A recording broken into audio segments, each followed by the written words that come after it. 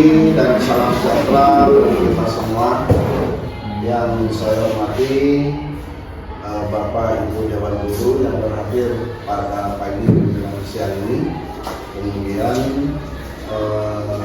juga calon guru penggerak angkatan 11 yaitu Ibu Supriyati dan Ibu Ati yang berhadir pada hari ini. Terima kasih kita semua pada hari ini dapat berkesempatan untuk melaksanakan kegiatan aksi nyata dari calon guru penggerak yang ada di sekolah kita, yaitu Ibu Supriyati dan Ibu Ati. Mudah-mudahan nantinya dalam kegiatan aksi nyata ini dapatlah kiranya diimplementasikan secara nyata dalam kegiatan sekolah, sehingga nantinya di sekolah dapat lebih maju lagi dalam kegiatan proses pembelajaran dan peningkatan daripada mutu sekolah. Bapak Ibu berpartisipasilah dengan aktif dalam kegiatan ini. Semoga yang menjadi ide-ide daripada calon guru penggerak yang di sekolah kita nanti dapat dituangkan untuk meningkatkan daripada kualitas pembelajaran di sekolah dan juga akhirnya peningkatan daripada mutu pelayanan pendidikan yang ada di sekolah kita. Pada hari ini untuk aksi nyata calon CGP kita yaitu masalah budaya positif. Budaya positif itu adalah budaya yang dapat membangun daripada budaya sekolah sehingga sekolah lebih aman, lebih nyaman, dan juga anak berpartisipasi aktif dalam kegiatan daripada di sekolah, termasuk dalam kegiatan pembelajaran. Jadi kepada Bapak Ibu di sini kiranya CGP akan menularkan kira-kira budaya-budaya positif apa saja yang bisa diterapkan di sekolah. Ini digali mungkin daripada sumber daya dan juga daripada sumber sarana prasarana yang ada di sekolah kita. Kita sesuaikan sehingga nantinya budaya yang ada tercipta pada budaya peserta didik dan budaya kerja kita di sekolah akan sinkron dan akan menjadi panutan untuk bekerja dalam mengelola pendidikan di sekolah kita ini. Mudah-mudahan dengan kegiatan aksi nyata ini akan bermanfaat guna bagi kita semua, khususnya dalam budaya di sekolah UPTD SMP Negeri 2 Pulau Gandring. Pada Bapak Ibu, kita semua mempunyai peran yang strategis untuk dapat daripada mengembangkan budaya-budaya positif. Untuk itu, selamat kepada CGP yang pada hari ini akan melaksanakan aksi nyata daripada budaya positif yang ada di sekolah kita, dan silakan nantinya diimplementasikan dalam kegiatan sehari-hari. Karena apapun yang sudah kita terima dalam pelatihan ini, nantinya kalau kita tidak bisa mengimplementasikan di sekolah, ini akan sia-sia kita melaksanakan kegiatan yang kurang lebih selama 6 bulan. Jadi ini saja sebagai arahan dari saya. Mudah-mudahan kegiatan pada hari ini akan dapat kita terapkan di masa yang akan datang. Terima kasih kepada Bapak Ibu yang berperan aktif dalam kegiatan ini, dan juga terima kasih kepada CGP yang kiranya tetap semangat untuk melaksanakan kegiatan pelatihan yang sekarang berjalan. Terima kasih dan saya sudahi dengan billahi taufiq wal hidayah. Assalamualaikum warahmatullahi wabarakatuh. Selamat pagi dan salam sejahtera bagi kita semua. Sekolah yang sudah membuka acara kita pada pagi hari ini. Terima kasih juga kepada teman-teman yang sudah meluangkan waktunya untuk dapat hadir di ruangan ini untuk mengikuti kegiatan aksi nyata kami yang berjudul budaya positif. Adapun ini adalah untuk melengkapi tugas kami sebagai calon guru penggerak. Ya, jadi materi kita pada siang hari ini adalah aksi nyata diseminasi budaya positif. Nanti kita sama-sama belajar di sini kira-kira budaya positif apa saja yang ada di sekolah kita. Nah, sebelum kita mulai, boleh ya saya minta semuanya berdiri ya, berdiri ada ke depan, kita senyum detik aja biar dulu ya. Nanti kalau nggak senyum kan ketawa, ya boleh ya, boleh.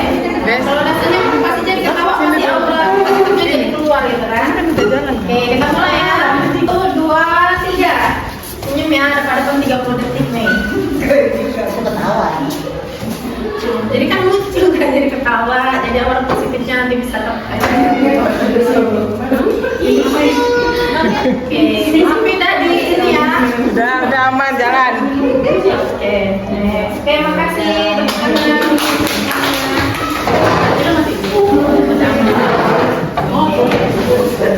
Sebelum kita mulai, kita buat kesepakatan kelas dulu ya untuk forum pada siang hari ini. Kira-kira dari teman-teman ada yang mau nambahin nggak ini kesepakatan kelasnya? Bisa diedit ya kak.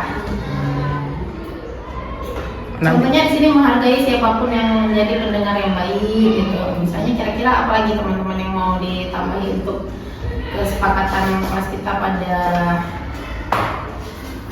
ini siang hari ini. Ada lagi ya bu.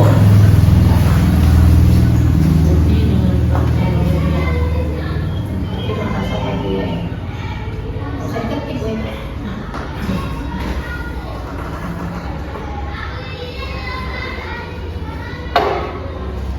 Mengikuti dengan rasa bahagia.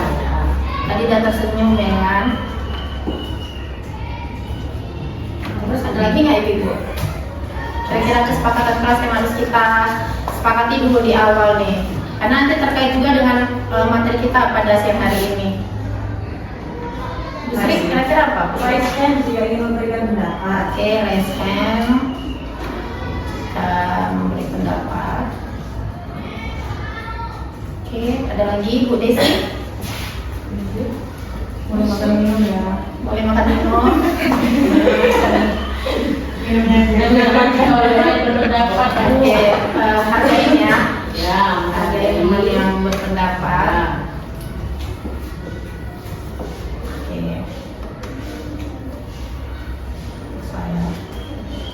Oke, cukup ya. Nggak ada lagi ya. Nah, boleh lagi. Oke, mulai ya. Jadi pada siang hari ini ada materi yang akan kami bahas. Yang pertama itu disiplin positif. Kemudian nanti nilai-nilai kebajikan, kemudian motivasi perilaku manusia, kemudian keyakinan sekolah ataupun keyakinan kelas, kebutuhan dasar manusia, posisi kontrol restitusi, dan segitiga restitusi. Jadi seorang guru yang baik harus mempunyai kemampuan dalam mewujudkan budaya positif di lingkungan sekolahnya. Kira-kira dari kata-kata ini disiplin positif, teman-teman ada yang bisa ngasih masukan ya? Kira-kira disiplin positif ini apa? Gitu? Apa sih disiplin positif ini? Datang tepat waktu gitu ya. Terus kira-kira apa ya disiplin positif? Pulang masuk dan Masuk dan pulang tepat waktu gitu ya. masuk aja. Dua-duanya enggak. Jadi disiplin positif ini Di dalam rumah ya. iya, jadi disiplin positif ini merupakan suatu cara penerapan disiplin yang mengajarkan anak bertanggung jawab untuk menumbuhkan nilai kesadaran berdasarkan nilai-nilai kebajikan. Nah, kalau kita lihat nilai-nilai kebajikan yang ada di sekolah kita ini kan banyak ya Bu. Contohnya misalnya kebajikan jujur atau disiplin, apalagi kira-kira? Senyum Sapa, salam, apalagi? Tanggung jawab, ya kan? Artinya ketika mengerjakan latihan-latihan yang diberikan oleh gurunya, mengerjakan tugas yang diberikan gurunya, harus ada rasa tanggung jawabnya untuk menyelesaikan itu. Kemudian apalagi nilai-nilai kebajikan yang ada di kejujuran, ya. Bisa kita kaitkan ke ini ya, Ibu ya, ke 6 profil pelajar Pancasila ya. Di situ bagus ya. Udah kecil lah kayaknya. Iya, coba Bu Ade yang pertama, kira-kira nilai kebajikan yang bagian beriman, bertakwa, kira-kira menurut Ibu apa itu nilai kebajikan yang ada di situ? Berdoa sebelum masuk, membaca ayat-ayat yang tadi dia bertanggung jawab atas kelas yang ada itu kan sesuai. Bertutur kata yang sopan termaksud juga ya Bu ya. Mulia ya. Kemudian apalagi dia di situ misalnya senyum sapa salam yang seperti dibilang Bu Sri tadi ya kan. Kira-kira itu udah kita terapkan dulu di sekolah kita ini. di kelas ada. Iya, di kelas tetap ada ya. Iya, Sama jadi sudah itu sama. kewajibannya. Sama. 5S ya Bu, senyum, sapa, salam, sopan, santun. Kemudian kalau yang mandiri, kira-kira mandiri ini nilai kebajikannya contohnya yang bagaimana ini Ibu? Mandiri. Kira-kira gimana adik-adik? Adik-adik PPR, kira-kira kalau mandiri itu seorang siswa itu nilai kebajikan yang mandiri itu yang bagaimana kira-kira? Jangan tugas sendiri ya kan?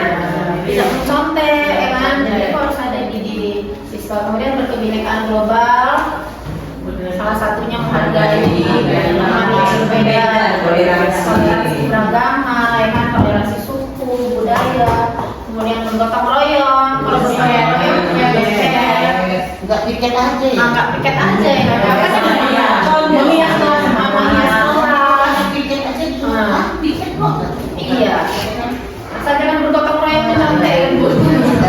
Kemudian kreatif nih juga ada nilai kebajikannya berarti kreatif. Kira apa ini kalau di kreatif sih? Ya kelas. Ini kan kreatif siswa ini ya. Apa yang dibuat siswa itu ya kan? Bagaimana menggunakan kreatifnya gitu, sama benaran kritis. Bagaimana dia bisa mencurahkan ide pendapatnya ya kan? Itu termasuk di benaran kritis ya. Kita masuk ke motivasi perilaku manusia. Sebelum saya mulai, kira-kira ibu apa tanggapannya terhadap ini nih, motivasi perilaku manusia ini kira-kira apa sih ini gitu? Apa sih motivasi itu? Kemauan. Kemauan, dorongan, Dorongan seseorang untuk berbuat yang terbaik. Iya. Kalau kita suka nggak dapat motivasi? Suka ya. Jadi gitu juga ya. Kalau kita suka dapat motivasi, berarti si anak tadi, murid tadi juga suka dimotivasi ya kan. Jadi motivasi itu ada 3 seperti yang kami pelajari di guru penggerak. Motivasi yang pertama itu untuk menghindari ketidaknyamanan atau hukuman. Ada kadang-kadang anak ini dianya motivasinya itu supaya nggak dihukum gitu. Artinya dia motivasinya eksternal, berasal dari luar. Kemudian ada juga motivasinya untuk mendapatkan imbalan atau biar dipuji Bu Sri ini, si Leman ini pintar kali, rajin kali, datang cepat. Padahal motivasinya supaya dipuji gitu, atau supaya tidak atau supaya mendapat imbalan gitu kan. Misalnya lagi contohnya apa kira-kira? Bu Supi, apa kira-kira kalau motivasi yang mendapatkan penghargaan? Mengharapkan reward gitu, segala sesuatu ya kan. Boleh sih kita memberikan reward kepada anak, tapi ternyata reward itu tidak boleh diberikan secara terus-menerus. Karena nanti dia hanya bekerja berdasarkan reward. Ketika tidak ada reward, dia tidak mau melaksanakan tugasnya. Itu ya, kalau yang kami pelajari. Kemudian yang ketiga, nah ini dia motivasi yang seharusnya ada di dalam diri murid atau bahkan di dalam diri kita gitu. Motivasi untuk menjadi orang yang mereka inginkan dan menghargai diri sendiri dengan nilai-nilai yang mereka percaya.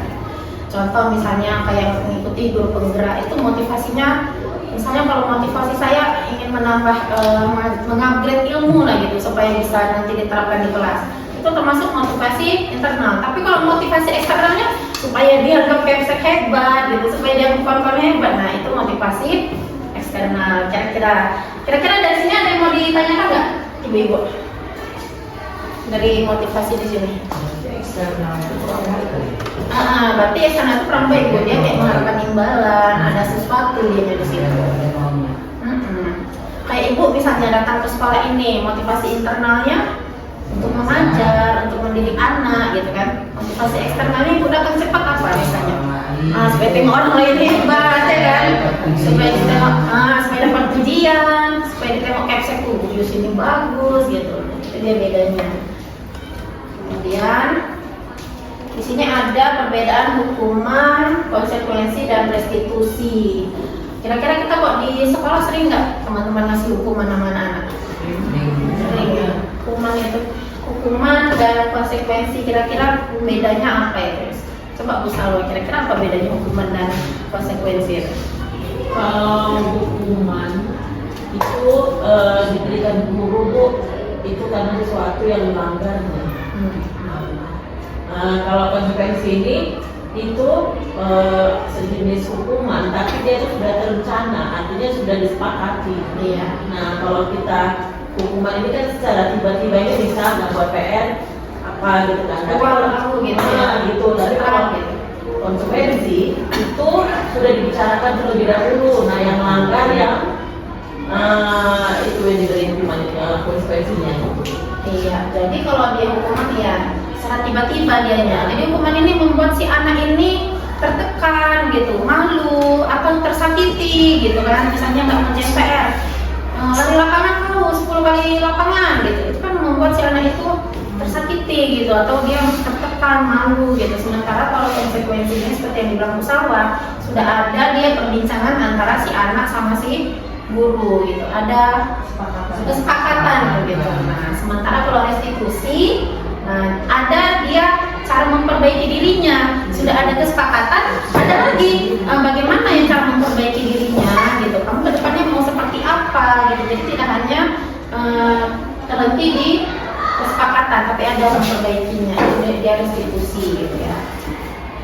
Nah, termasuk keyakinan sekolah atau keyakinan kelas. Kira-kira kalau keyakinan kelas ini apa ini teman-teman? Kira-kira keyakinan kelas ini apa ini kira-kira ini? Sama nggak keyakinan kelas sama peraturan? Sama nggak Bu? Kalau keyakinan kelas sama peraturan? Bagaimana mesti? Kalau percaya biasanya ada di atas ke bawah. Dan juga keyakinan itu biasanya berdasarkan. Iya benar ya. Jadi kalau dia peraturan itu ditetapkan gitu. Artinya mau gurunya aja gitu mungkin ya.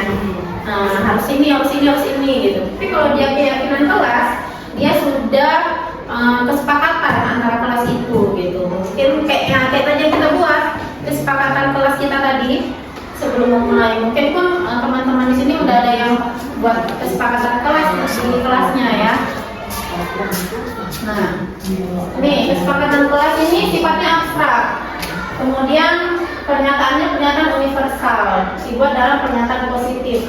Jadi kayak kalimatnya gini, membuang sampah pada tempatnya, itu termasuk kalimat positif. Sementara kalau kita bikin di kesepakatan kelas tidak, jangan membuang sampah sembarangan, itu kalimat positif atau enggak? Negatif ya. Atau jangan memakai sepatu. Nah, itu tidak boleh di keyakinan kelas. Jadi dari keyakinan kelas itu menggunakan pernyataan positif. Misalnya lagi apa lagi? Kira-kira. Susun sepatu di Kemudian datang tepat waktu ya kan? Atau memperhatikan guru. Nah itu termasuk dia pernyataan positif dari keyakinan kelas ini. Kemudian di keyakinan kelas ini juga semua murid dilibatkan, murid sama guru. Jadi nanti misalnya murid ini kita tanya, kamu maunya yang gimana nih peraturan kelas ini untuk keyakinan kelas ini? Kita bikinlah pakai sticky note. Nanti kemudian kita simpulkan. Kemudian keyakinan kelas ini juga kalau bisa jangan banyak-banyak, minimal atau maksimal 7 aja gitu, supaya gampang diingat gitu. Jadi kita kelompokkan mana dia yang harus penting, 7 aja kita bikin, atau boleh lebih dari 7 sedikit gitu. Next. Kira-kira ibu udah buat kesepakatan kelas belum di sini? Udah ya? Udah ada buat ya? Udah ditempel tuh buku. Oke. Next kita ice breaking dulu ya. Nah, berdiri ya semuanya ya. Arm sama-sama dulu kita biar semangat. Berdiri ya ibu ya. Siapa yang bisa mimpin ini? Bu Ani bisa mimpin? Tahu. Bu Ani mimpin dulu. Macam mana Bu ya lama-lama begini? Mana Bu?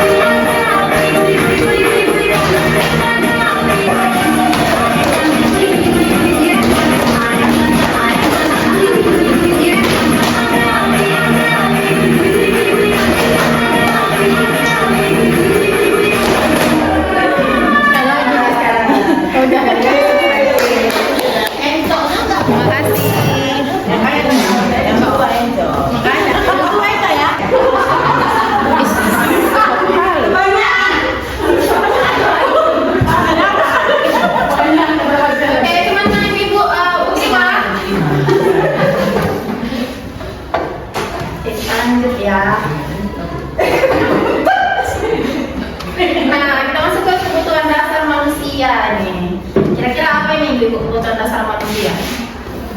Makan. Makan aja. Memang iya. Iya emang iya. Makan, terus Bertahan hidup. tidur. Makan tidur. Kebutuhan dasar manusia. Makan, pangan. Makan, pangan. Iya ya. Baik ya. Jadi kebutuhan dasar manusia itu adalah sesuatu yang kita lakukan untuk mendapatkan apa yang kita inginkan. Nah, jadi kebutuhan dasar manusia itu ada 5. Yang pertama kebutuhan bertahan hidup itu tadi yang dibilang Bu Yus tadi, makan, sandang, pangan, papan, ya kan? Manusia kan nggak bisa tanpa makan, ya kan? Kemudian kebutuhan akan kasih sayang dan diterima.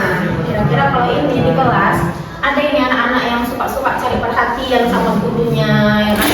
Atau suka mengkek-mengkek sama gurunya. Nah itu mungkin dia di rumahnya karena kurang perhatian, jadi dia di sekolah ingin mencari kasih sayang gitu. Kayak di sekolah kita siapa itu kira-kira itu? Naura ya, atau Jipara ya kayaknya ya. Rapa. Nah, kebutuhan dia sebenarnya kebutuhannya itu kebutuhan kasih sayang atau rasa diterima. Pengen jadi sayang sama gurunya mungkin atau diterima sama teman-temannya gitu. Kemudian yang ketiga ada kebutuhan dasar manusia akan penguasaan. Kadang-kadang ada anak-anak di kelas itu yang mana ya, misalnya dia ngambil pulpen kawannya ini kan, terus dia merasa hebat gitu, merasa hebat dia dengan mengambil pulpen itu, oh aku udah paling hebat di kelas ini gitu. Itu kebutuhan penguasaan. Kemudian kalau kebebasan dia senang dia melakukannya itu, sama senang ya. Oke, ini contohnya tadi. Kalau dia penguasaan, dia ingin merasa dipimpin. Misalnya kayak murid kita siapa di sini ya? Revangga ya. Itu ya, dia selalu ingin menjadi pemimpin ya kan. Sebenarnya dia sedang memenuhi kebutuhan dasar, dia itu kebutuhan dasar akan penguasaan. Sementara kalau dia kebebasan, dia cenderung mencoba hal yang baru dianya. Kemudian kalau kesenangan dia suka bermain. Karena kalau kita lihat di sekolah kita ini, anak-anak banyak kebutuhan dasar yang mana kira-kira? Saya terima. Bertahan hidup juga. Kami bertahan hidup juga. Kami ya. Kemudian kesenangan ya, senang bermain ya, seperti kodratnya anak-anak dengan bermain, senang berkawan. Kalau muridnya kan tidak makan. Iya, botol pun dibawain ya supaya bisa dia bertahan hidup. Oke, nah ini ada studi kasus, kira-kira bisa dilihat nggak dari belakang? Nggak nampak cuma Nggak nampak. Cak, Bu Supi mau dibacakan mulai gas. Nah, karena Bu Supi sore banter ya.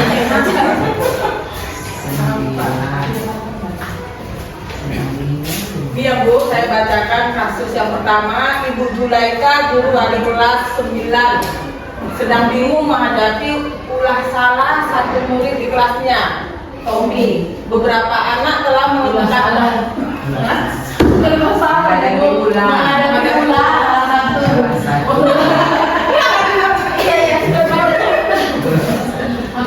sedang bingung menghadapi ulah salah satu murid di kelasnya, Tommy. Beberapa anak telah mengeluhkan Tommy yang seringkali meminta bekal makan siang mereka dengan paksa.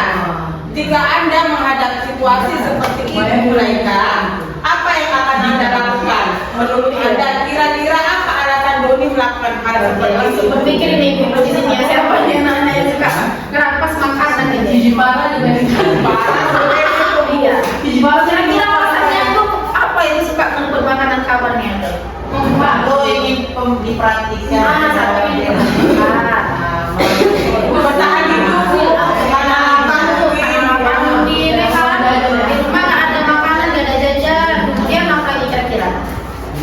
Tapi katanya Ditanyain pengen jadi ada satu Jipara, ya kan? Itu kan anak Jipara. Itu sebenarnya kalau untuk dalam masuk ke aspek pertahanan hidup kita tidak, karena dia bukan jajan sama orang tuanya. Sarapan juga. Ini kalau Jipara kita ambil salah kayak tadi, ingin diperhatiin, atau dia usil. Pengen dipakai kaku-kaku Jipara. Seperti kebutuhan dasarnya itu dia kesenangan, ya kan?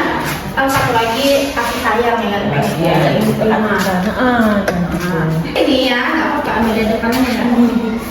Nah, kita lihat ya alasan yang pertama si Tommy melakukan ini bisa aja karena dia lapar tadi. Nah, terkait dengan kebutuhan dasar bertahan hidupnya. Mungkin karena orang tuanya nggak membawakannya bekal, jadi dia ambil bekal papanya. Nah, yang penting aku nggak lapar ya kan. Sedang dipenuhinya adalah kebutuhan bertahan hidup. Tadi ada yang dibilang ibu-ibu ya. Kemudian yang kedua mungkin alasan si Tommy ini karena dia ingin diperhatikan gitu. Mungkin di rumah dia nggak dapat perhatian ini dari orang tuanya, nggak dapat kasih sayang dari orang tuanya gitu. Jarang diperhatikan. Jadi di sekolah dia capek lah cari-cari perhatian supaya ada yang ngadu, Bu, makananku diambil Jipara gitu misalnya. Kemudian, nah ini kebutuhan dasar akan kekuasaan karena temannya supaya kawannya takut nih sama dia kan ada anak-anak ini merasa hebat ya kan, biar takut dia sama aku, hampir lagi makanannya gitu. Terus yang keempat akan kebebasan gitu. Nah dia bosan mungkin dengan makanan kawannya, jadi dia pengen nyicip-nyicip makanan yang lainnya gitu. Kebebasan. Kemudian kesenangan. Nah ini tadi kesenangan, senang dia melihat ekspresi kawannya itu yang marah, yang ngadu-ngadu gitu. Jadi nanti mungkin bisa kita tengok di kelas kira-kira ini anak kita ini sedang memenuhi kebutuhan dasarnya yang mana ini. Oke, dari sini ada yang mau ditanyakan ibu-ibu? Lanjut. Yuk, kita masuk ke posisi kontrol. Nah ini posisi yang penting nih kalau menurut saya ya di sini ya. Kita tonton video dulu ya. Ada videonya nih, videonya bagus. Oh tunggu. 5 posisi kontrol guru. Yang pertama ada sebagai penghukum, ada pembuat merasa bersalah, ada posisi guru sebagai teman, sebagai pemantau, sebagai manajer. Kira-kira nanti dari video ini, ibu-ibu posisinya yang di mana ini kira-kira ini? Pasti kita pernah ngalamin ini semua.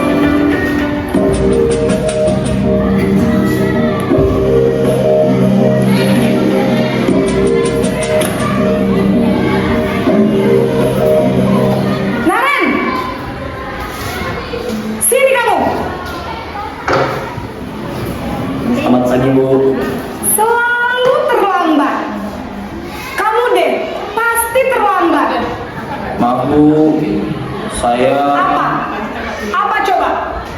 Alasan kamu apa lagi? Kapan sih kamu tidak terlambat? Malas sekali ya kamu jadi anak. saya Dasar pemalas. Gak kapok-kapok sih kamu. Sudah berapa kali terlambat? Sana, kamu keliling lapangan basket 2 kali. kenapa saya harus ke lapangan basket, Bu? Kenapa? Kamu melawan ibu. Berani-beraninya jawab. Sudah terlambat, masih berani jawab pula. Sekarang, keliling lapangan basket 5 kali sekalian. Biar kapok. Cepat. Pergi sana ke lapangan basket.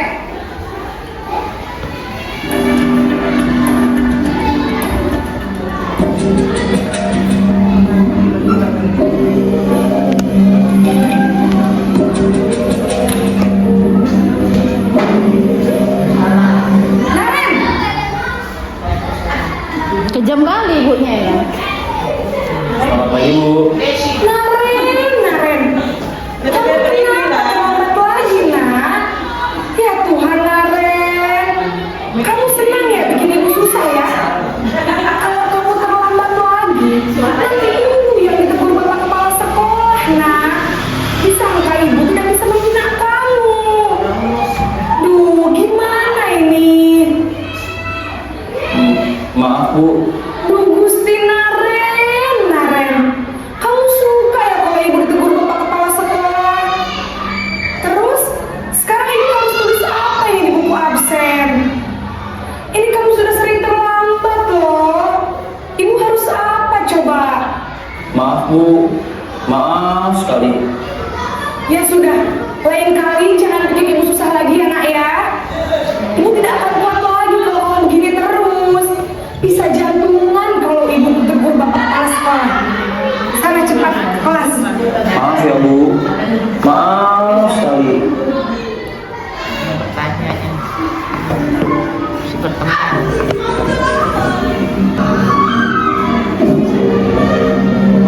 Naren,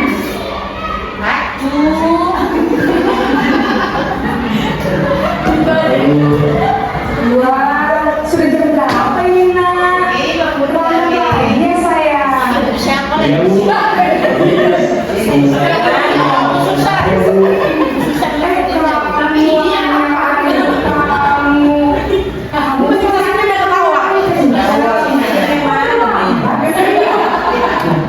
Iya Bu, saya memang terlambat bangun tadi, jadi biarpun saya lari kencang, tetap gak jenjang Bu. Ini Lain kali larinya lebih kenceng lagi ya, biar gak terlambat lagi. Bikin senang ibu demi ibu, bisa kan? Bisa Bu. Sudah masuk kelas, ibu beresin urusan absen kamu. Untuk anak Ada saja. yang di sini bisa begini di sini. Beri dong.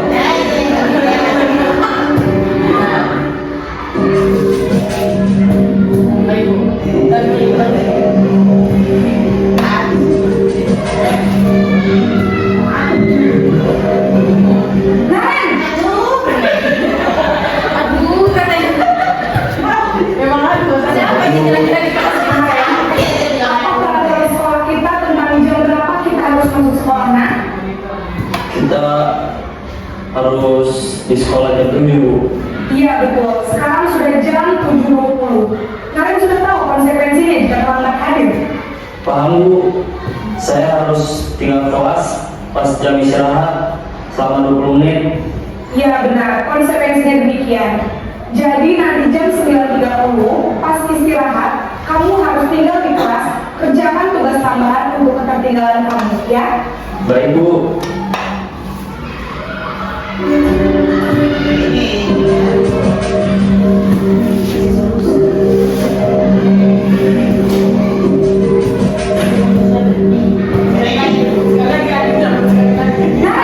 Waktu permen. Selamat pagi Bu. Saya Maaf Bu, saya terlambat. Iya, sekolah masuknya jam 7, sekarang sudah jam 7.20. Jadi sekarang bagaimana ya, Ren? Maaf Bu, saya terlambat semalam. Baiklah, menurut kamu, keyakinan sekolah yang mana yang perlu kamu pendekkan? Menghargai diri sendiri dan orang lain mungkin tidak Bu. Setuju. Jadi, apakah Naren meyakini prinsip saling menghormati tersebut? Iya Bu, saya meyakininya. Apakah Naren bersedia memperbaiki masalah keterlambatan ini? Bersedia Bu. Bagaimana kamu akan memperbaiki masalah keterlambatan ini? Saya akan coba untuk tidak lupa menyetel alarm saya Bu. Baik, kalau Naren lupa menyetel alarm di rumah, ada orang yang kira-kira bisa bantu mengingatkan tidak? Ada Bu, kakak saya, Kak Emma. Ada lagi selain Kak Emma? Selain Kak Emma, ada ibu saya. Baik, jadi yang mengingatkan Naren adalah Kak Emma dan ibu kamu ya? Kira-kira akan mulai saat kapan nih Naren? Setelah pulang sekolah, akan segera saya lakukan. Baik, jadi Naren akan setel alarm untuk bangun besok pagi dan akan diingatkan oleh kakak dan ibu dan Naren. Ada lagi yang mungkin perlu dilakukan Naren agar tidak terlambat bangun lagi. Tidak ada Bu. Baik Naren, terima kasih sudah bersama kamu. Sekarang kamu perlu kembali ke kelas untuk belajar. Baik Bu, terima kasih. Enggak balik-balik. Aku Iya, jadi kira-kira Bu Ade posisinya yang mana ini? Kira-kira Bu Ade posisinya yang mana? Pernah ya? Sekali. Munafik kalau kita bilang kita nggak pernah. kalau saya yang dukung nomor 1 betul. Ya saya buku. Iya. Saya Iya. Kalau manajer nanti siapa Iya. Ayolah nak, ya kan? Atau kalau sebagai kalau bulan tua kayak bulan tua. Oh, ngaruh di bulan tua ya Bu ya. Kayaknya Bu ya. Jadi kalau manajerial jangan ya Bu ya. Jadi kita nomor 1 kalau gajian di bulan. jadi seharusnya sebagai guru kita posisi yang mana lah Bu yang paling baik di situ sekali. Pernah nggak kita menerapkan seperti itu di kelas? Sekali-sekali. Sekali-sekali pernah. Bisa sih tapi nggak tuntas nggak detail. kemudian itu apa alasanmu, ya kan? Kemudian ditanya kesepakatan apa yang dilanggar, apa bagaimana cara memperbaikinya, gitu ya. Tidak langsung dia dihukum gitu, terlambat kau emang terlambat 1 WC gitu kan. Misalkan WC 1 jam gitu. WC ya. WC ya. Kira-kira dari 50 beberapa kali terlambat ya.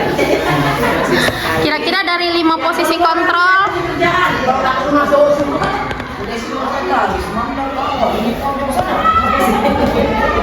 Nah, kira-kira dari 5 posisi kontrol ada yang mau ditanyakan, Ibu? Saya Bu, Ayo, Bu.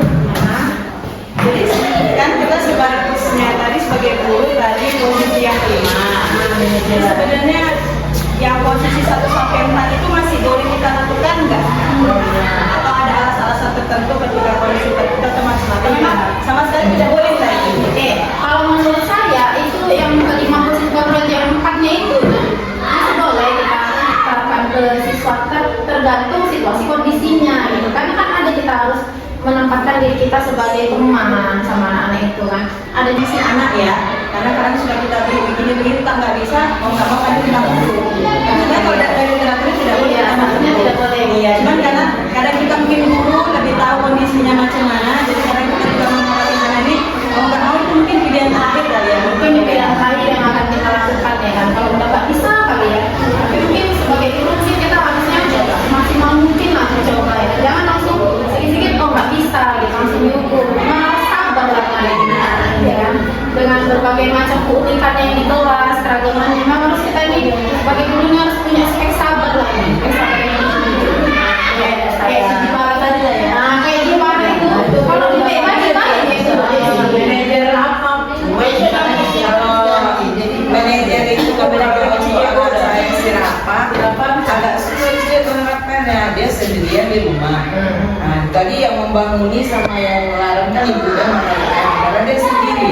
Kadang-kadang pun dia tidak punya HP katanya. Nah, ini kan agak sulit Bisa diterapkan. Itu harus ada motivasi dari dalam diri dia berarti Bu. Motivasi intrinsik dia lagi kembali lagi. Tujuan dia ke sekolah itu untuk apa gitu sebenarnya gitu. Untuk belajar kan memang betul-betul atau motivasi eksternal gitu. Tapi kena malah dubius, makanya datang ke sekolah gitu. Tapi kena malah larinya gitu kan. Nah, kembali lagi ke motivasi. Atau menurut teman-teman ada yang mau ditambahin? Ini Bu Sri. Mau nambahin? Atau Bu Salwa nih sama-sama guru penggerak agak-agak sedikit mereview berbagai pengalaman kan nggak apa-apa kan? Oke, pas ya. Oke, next kali satu lagi nih Bu ya, jadi sebagai guru kita harus posisinya manajer. Nah yang terakhir nih segitiga restitusi. Pernah dengar nggak Ibu ini apa yang segitiga restitusi? Mungkin kalau yang ibu penggerak mungkin udah nggak asing lagi ya. segitiganya pernah Bu.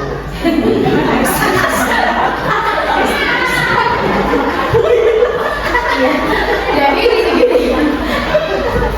segitiganya yang mau sering dengar Ibu ya.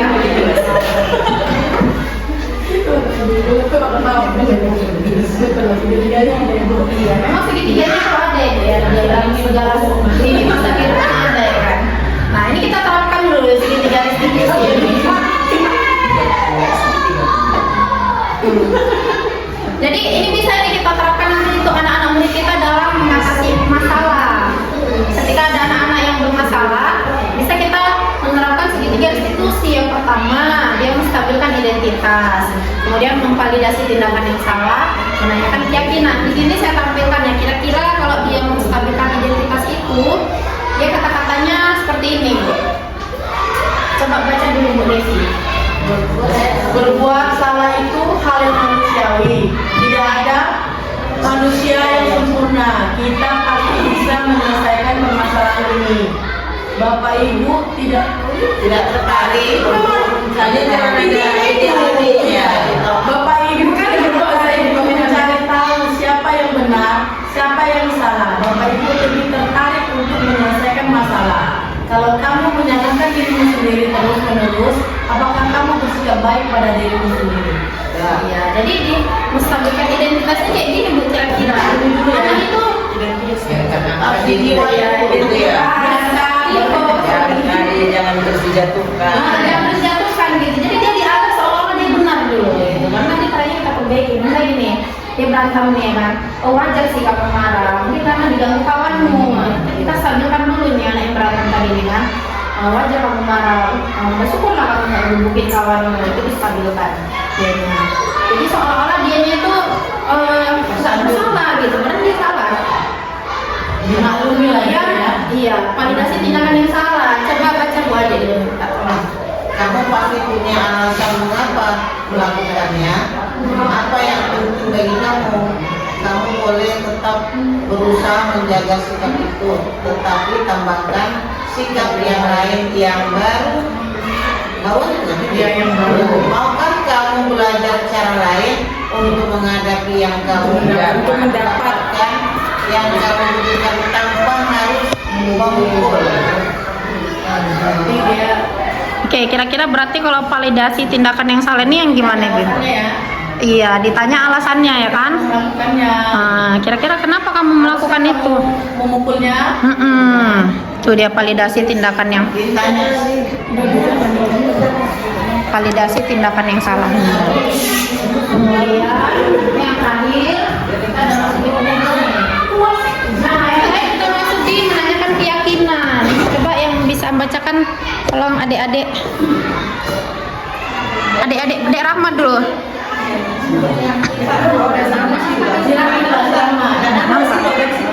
Nggak nampak. Menanyakan keyakinan apa nilai yang kita percaya di sekolah kita, nilai-nilai apa yang telah kita sepakati, kelas yang ideal itu seperti apa sih, kamu ingin jadi anak seperti apa yang kamu rasakan ketika kamu melakukan itu, kamu menjadi orang yang seperti apa. Iya, jadi di menanyakan keyakinan di segitiga restitusi kita tanya ini anak ini, kira-kira dari kesalahanmu ini kamu mau melanggar kesepakatan kelas yang mana? Gitu. Misalnya jadi berantem ini kan, atau dia cabut pokok atau cabut nih. Nah kita tanya tadi yang pertama kita stabilkan dulu. Oh, nah mungkin wajar ya kamu marah sama si Jipara, karena mungkin orang tua kamu diejek namanya gitu. Wajar sih kamu marah gitu. Itu kita stabilkan seolah-olah dia tidak bersalah. Kemudian di bagian menanyakan alasannya, alasan kamu apa melakukan itu gitu. Validasi tindakan yang salah. Kemudian yang terakhir bagian menanyakan keyakinan, tanyalah dia kira-kira dari kesepakatan kelas yang kita buat, kesepakatan kelas yang mana yang udah kamu langgar gitu. Terus kamu mau jadi orang yang seperti apa? Artinya kita harap ada perbaikan dari dirinya. Dia nanti mau jadi yang seperti apa? Aku kedepannya aku mau seperti ini ya, atau mau minta maaf. Nah itu dia dari segitiga restitusi. Mungkin nanti bisa kita terapkan di kelas kita masing-masing. Jadi ketika kita mau menghadapi permasalahan dengan anak-anak ya kan, ternyata ada caranya untuk menanyakan, untuk membicarakan masalah ini. Oke, kira-kira teman-teman dari sini ada yang mau ditanyakan? Siapa?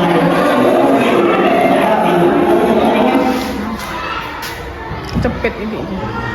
Ini bermasalah. Dia agak jahat ini. Ini ada siswa saya rekam. Belum ada 1 jam. Belum ada.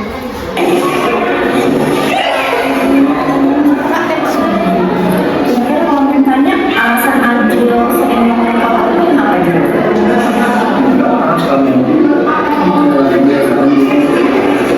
Maksudnya kebiasaan yang apanya setiap kalian sering mengungkap seperti itu, sering mengungkap di sekolah ini. Mungkin teman-teman yang lain pun sering mengungkap seperti itu. Ya memang ya jadi. Oke, jadi menurut Adil ya kan, benar nggak yang Adil dilakukan? Bertentangan nggak dengan hal ini?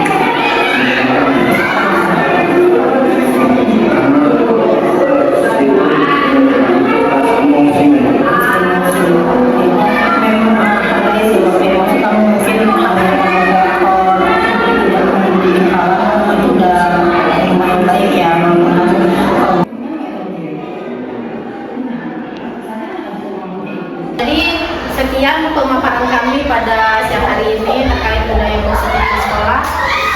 Terima kasih kepada teman-teman yang sudah meluangkan waktunya di sini ya kan. saya di sini bukan sebagai menggurui, tapi kita belajar bersama. Mudah-mudahan ada ilmu yang bisa kita ambil nanti, yang bisa kita terapkan di kelas. Terima kasih. Mohon maaf jika ada tutur kata yang salah. Wassalamualaikum warahmatullahi wabarakatuh. Waalaikumsalam.